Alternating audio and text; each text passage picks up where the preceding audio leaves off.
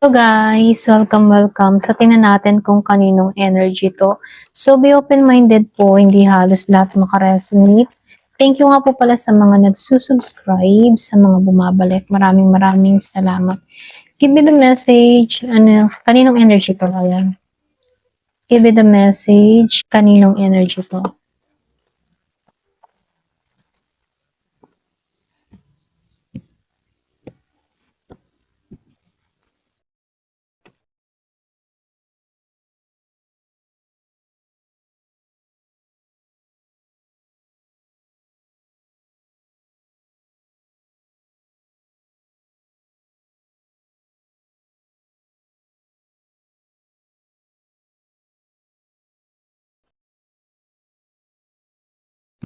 So, dito, no?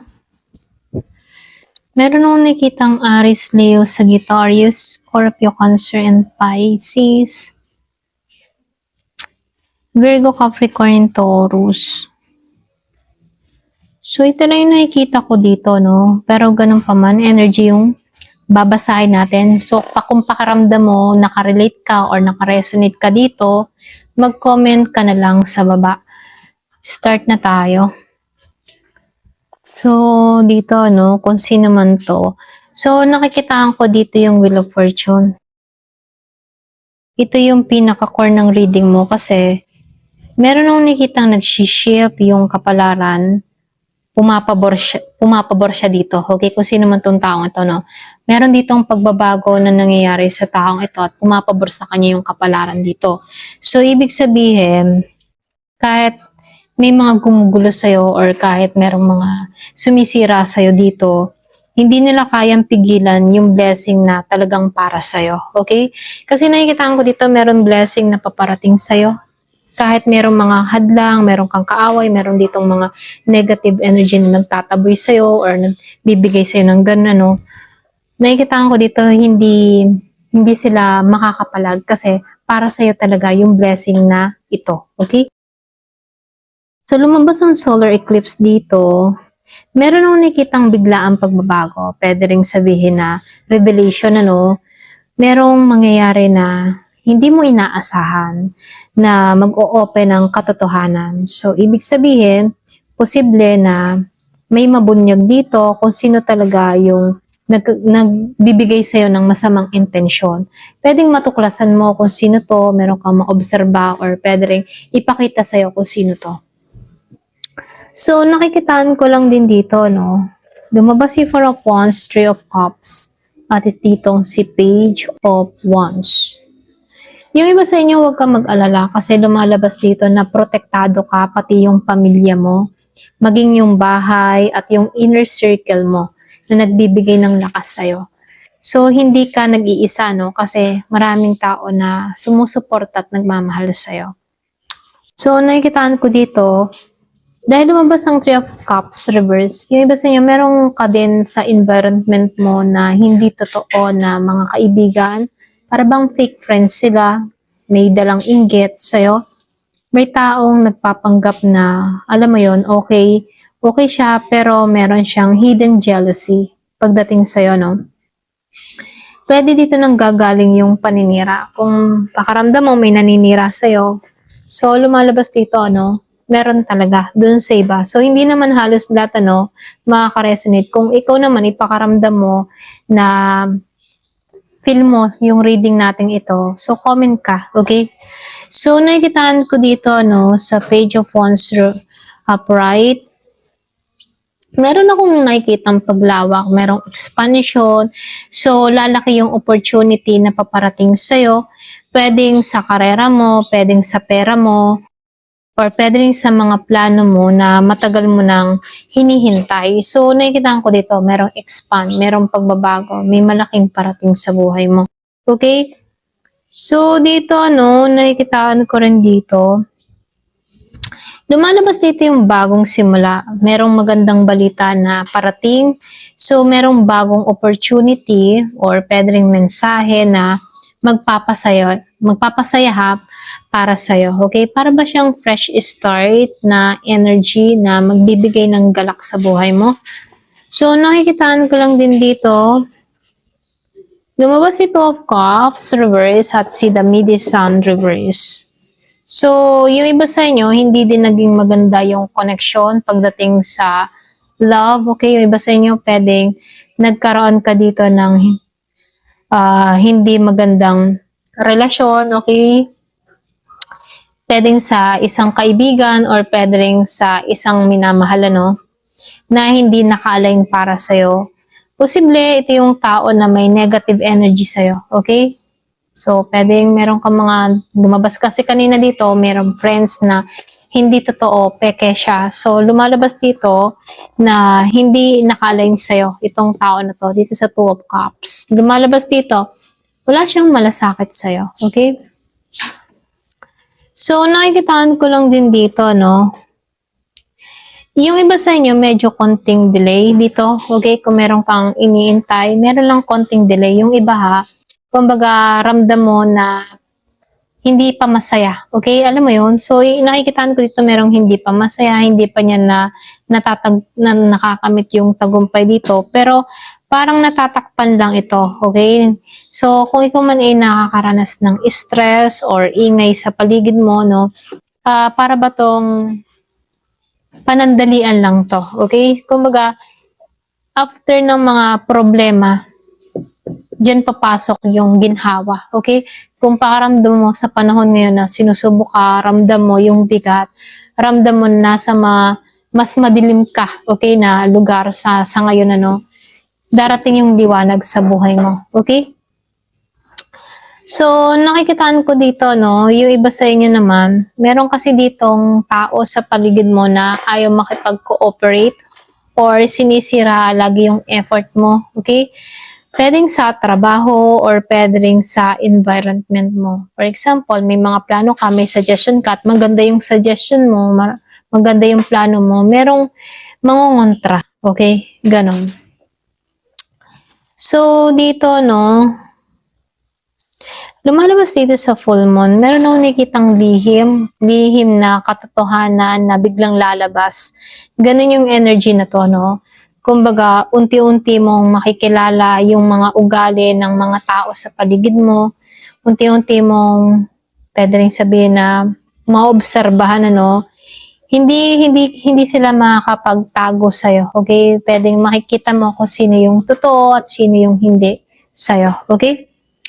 So, dito, no, lumabas si 8 of Pentacles, 7 of Wands, at sa last quarter, upright. So, ibig sabihin, ano, meron nung nakikitang distraction, lack of focus dito. So, sinasabihin ka dito, no, kung ikaw man ay nakakaranas ng ganito, matatapos na to. Kasi, meron nung nakikitang parating na oportunidad sa buhay mo, pwedeng trabaho or pwedeng maging busy ka rito, okay? So, may tendency na magkaroon ka ng kaginhawahan dito, no? At pwede rin lahat ng stress mo sa buhay ay matatanggalan mo, okay? Para bang darating dito na magiging focus ka sa mga ginagawa mo or sa mga plano mo, okay? So, dito, no, yung iba sa inyo, no, kung ikaw man ay napapagod ng lumaban sa hirap ng buhay, so sinasabihan ka dito, huwag kang aatras, ano, or pwede rin, kapag nahihirapan ka na, kung pakaramdam mo sobrang bigat na, huwag kang susuko, pwedeng magpahinga ka. Yun na lang yung pinaka magandang advice sa'yo. Kung pakaramdam mo, hirap na hirap ka na, pwedeng tumigil, magpahinga, mag-relax, then laban ulit. Ganon, okay? So, hindi naman ibig sabihin talo ka eh. Kumbaga, kailangan mo lang magpahinga at piliin yung laban na nararapat para sa'yo. Okay? So, nakikitaan ko dito, no, sa last quarter upright, letting go pace to. Or pwede rin sabihin na ito na yung panahon na kailangan mong bitawan yung mga negativity, like tao, sitwasyon na hindi na healthy para sa'yo. Okay? So, nakikitaan ko dito, no, habang may mga taong naninira sa'yo or nagdadala ng mga negative energy sa'yo, no, mas lalo kang pinapaboran ng tadhana. Bakit? Kasi lumalabas dito yung katotohanan. Inaangat ka sa mas magandang direksyon. So, ibig sabihin, yung pinaka-advice lang sa'yo ng card, huwag kang maubos sa pakikipaglaban. Ano? Piliin mo yung kapayapaan at yung growth mo. So, iwasan mo yung mga taong may inggit, toxic energy sa buhay mo. Ito na yung pinaka-advice para sa'yo. Okay? So, tingnan natin kung ano yung susunod mong laban rito. Ano ba yung susunod na naghihintay? Give me the message. Ano yung susunod mo laban dito? Or naghihintay dito sa'yo?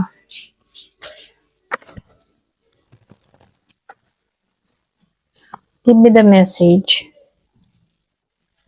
Excuse po.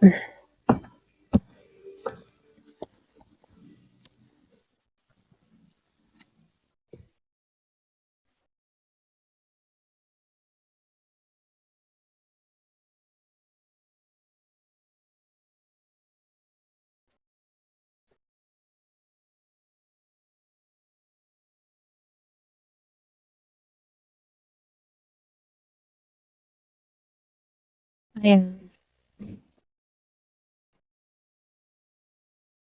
So, dito, sa The Full of Pride, nakikita ko dito yung iba sa inyo merong bagong simula sa'yo. Kumbaga, ito yung next chapter mo, May kailangan kang gawin dito, kailangan mong lakasan yung loob para mag-start ulit kahit hindi pa klaro ang lahat, So, nakikitaan ko lang din dito sa The World, patungo ka sa success at sa completion. So, ibig sabihin, may matatapos kang malaking cycle sa buhay mo. At nakikitaan ko dito, ito na yung graduation energy na kung saan ready ka na sa susunod mong level. Okay? So, nakikitaan ko dito, yung iba sa inyo, matututunan mong lumayo kung ramdam mong hindi ka na masaya. Maging sa lugar, tao, ano man yan, or pangyayari at sitwasyon, Kumbaga, ito yung pinakaunang laban mo, yung lumayo kung hindi na masaya, okay?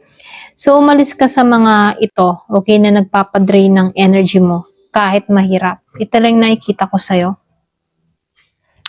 So, dito, lumabas si Page of Pentacles at si Knight of Wands upright. Medyo konting delay lang dito, Pwedeng may time nawawalan ka ng direksyon. Para bang may pagkakataon na parang nawawala ka sa focus, So, pinaka-advice sa'yo dito, kailangan mong ayusin kung ano yung mga priorities mo. So, dito, lumabas itong si Knight of Wands, Knight of Wands, Nine of Wands is observed in the story verse. So, ibig sabihin, pwedeng ikaw nasa action mode ka.